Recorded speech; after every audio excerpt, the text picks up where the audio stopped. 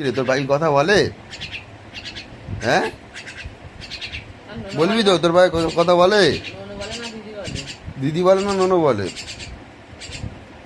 হ্যাঁ, দিদি বলে। আর কি বলে? আর কি বলে তোর পাখি? তো পাখির নাম কি?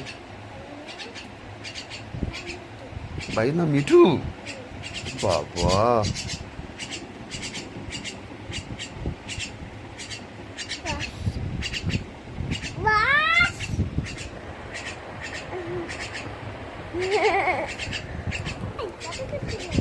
আমার কাছে এসছিস কেন?